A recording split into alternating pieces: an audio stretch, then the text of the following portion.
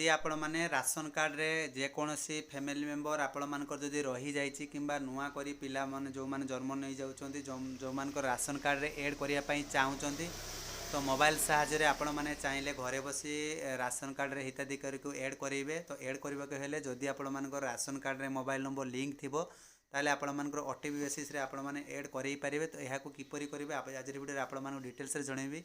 जो मैंने चैनल को नुआ करिया विजिट करुँच देखुं सब्सक्राइब करूँ पाखर जो घंटी चिन्ह बटन दबे नोटिफिकेशन ऑन कर दिंतु जहाँफल एमती नुआ नुआ लेटेस्ट इनफॉरमेशन यही चैनल थोड़े आपण मैंने जानीपारे। प्रति मुहूर्त में प्रति अपडेट पाइबा जो चाहते डिस्क्रिप्शन तले जनसेवा ग्रुप आपण लिंक दे जॉइनिंग हो जातु। तो किपरि आपण मैंने घरे बसी आपण मैंने करेंगे ताकि आपण मैंने जानीपारे। तो आपण मैंने मोबाइल फोन रे जेकोसी ब्राउजर को जी ब्राउजर को गलापर आपण मैंने सर्च करेंगे कौन लिखे FOOD फूड ओडिशा। तो ओडिशा लिखिक एतिकी आपण मैंने सर्च करने पड़ो। ठीक अच्छे देखो फूड ओडिशा लिखिदेली। तो बर्तमान सर्च कर देखो फूड ओडिशा लिखि सारापर ऑफिशियल वेबसाइट आपण मैंने संपूर्ण ऊपर टॉप रे देखिपे।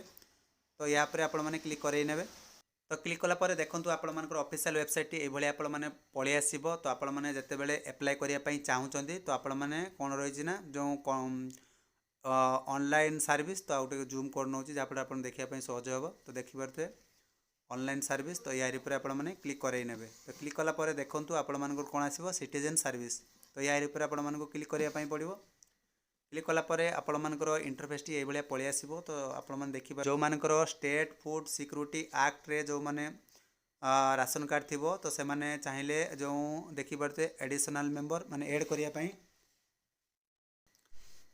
तो या ठीक लगे आ जो मानकर नेशनल NFSA देखिपे NFSA जो मानकर अच्छी नेशनल फूड सिक्योरिटी एक्ट जो मानकर राशन कार्ड रही जो मैंने जानी कि जो मानकर ई श्रम कार्ड माध्यम जो मैंने पाई से मैंने NFSA रे जाउछंती। आ पूर्व जो मानकर थिला स्टेट सिक्योरिटी फूड एक्ट रे आपण मानकर जाउची। तो वर्तमान देखिबा NFSA रे मो आपण मानकर एडिशनल मेंबर करिक देखौची। तो वर्तमान NFSA रे मु करिया पई चाहूची। तो एड एडिशनल मेंबर। तो यार पर क्लिक करवा। क्लिक कलापर आपण मैंने अपेक्षा करेंगे। अपेक्षा कले कौन हम ना आउ एक आप पेज सामना को आसो आप अपेक्षा करेंगे जेहेतु आप मोबाइल करुँच। जदि आप नेट ठीक थी ताले आपण मानकर भल कम कर। तो देखिपे ये आपण पलि आसला अपडेट फैमिली मेंबर डिटेल्स जो मानकर अपडेट करने चाहूँगी फैमिली मेंबर डिटेल्स रे। तो सर्वप्रथम आपण मैंने टिके ऊपर को करनौ। तो देखो रेशन कार्ड आपण मानक मागुची। तो सर्वप्रथम ration card number T enter करके गेट डिटेल्स पर क्लिक कले आपण मानकर OTP जीवो। तो सर्वप्रथम कौन कर रेशन कार्ड टी एंटर करनौ। तो ये आप देखिपे रेशन कार्ड टी एड कर नहीं गेट डिटेल्स पर क्लिक करनौ।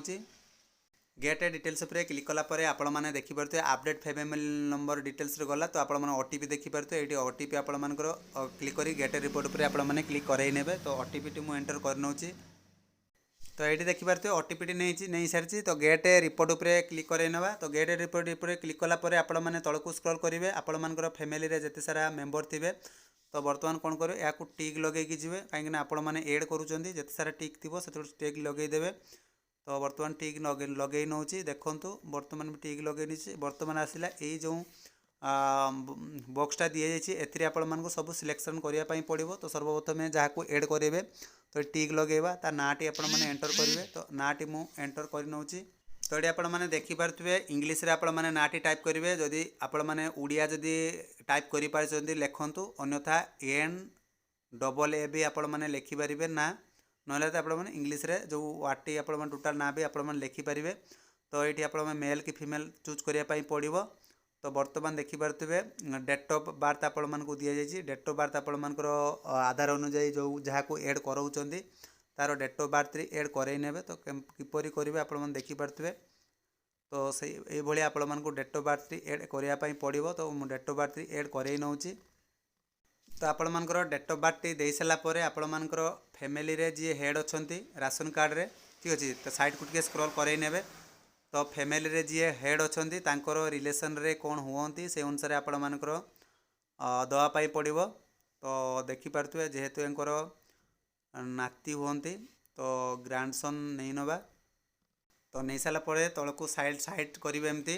तो ये आपण मानकर आधार नंबर टी एंटर कर। तो आधार कार्ड टी एंटर कर सारा पर आपण मैंने साइट्रे एमती स्क्रॉल करेंगे। तो स्क्रॉल करापर ये आपण मैंने देखिपे। तो आपण मैंने एठी आपण मैंने कौन लिखापी पड़ो।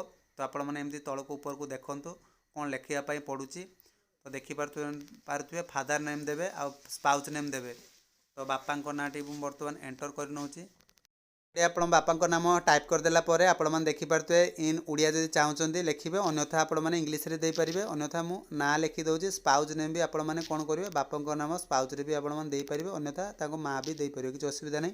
तो ये दे सारापर आपण मैंने कौन करेंगे तो तलको संपूर्ण भाव स्क्रॉल करिया पूर्व आउ थे आपण मैंने चेक करदे आपण मैंने जो तथ्य देइछन्ती एक्चुअली ठीक अच्छी कि ना लेटर वाइज आपण मानकर ना आपण मानकर जो देले इंग्लिश लेटर वार्ड ठीक अच्छी कि नहीं ताको आउ थे पुनर्बार चेक करेंगे। डेट ऑफ बर्थ चेक करेंगे मेल कि फीमेल ता चेक करदे सबकि आप तथ्य चेक कर सारापर एमती कौन करेंगे तलको स्क्रॉल करेंगे।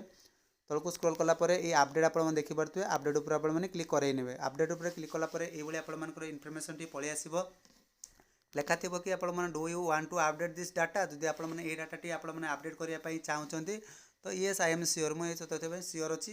तो आप क्लिक कर तो क्लिक कला अवधि में आपण कि समय लोडिंग नब आपण मैंने अपेक्षा करेंगे बहुत सारा तथ्य आपण सामना को आसो। तो देखापी पड़ो आपण मान जो आधार कार्ड नंबर टी ऑलरेडी एनएफएस रे अच्छी। तो आपण मैंने अनदर अपडेट टी करातु कहीं देखिपे एनएफएस रे जेते सारा मेंबर को आपण मैंने एड करने जीवे। तो आपण मानकर ये आपण मानकर प्रॉब्लम ही आसीबो सरकार तरफ जिते बड़े आपण मानकर एनएफएस रे आपण मानकर प्रॉब्लम हटिଯିवो आपण मानकर ए नहीं संपूर्ण वीडियो रे आपण मानकु जणैदेबी जे किपरि आपण माने याकू एड करि परिबे। ए नहीं सरकार तरफ अपडेट बर्तमान आसी नहीं। बर्तमान राशन कार्ड रे स्टेट फूड सिक्योरिटी अंडर रे जिते सारा आपण मानकर रहिला ठीक अच्छे से आपण मानकर एड होउची। बर्तमान एनएफएस आपण मानकर एड हो नहीं आपण माने अपेक्षा करंतु। बेसी जदि आपण माने सूचना जानिबा पई चाहुचंती जनसेवा ग्रुप आपण मानकु दिया जायछि सेतरे आपण माने जॉइनिंग हे जांतु। प्रतिटी मुहूर्त रे प्रतिटी अपडेट आपण माने जनसेवा ग्रुप माध्यम रे आपण जानि परिबे। ए तिला संपूर्ण अपडेट तो सेतिक बर्तन रहउची। जय Jagannath bye bye take care.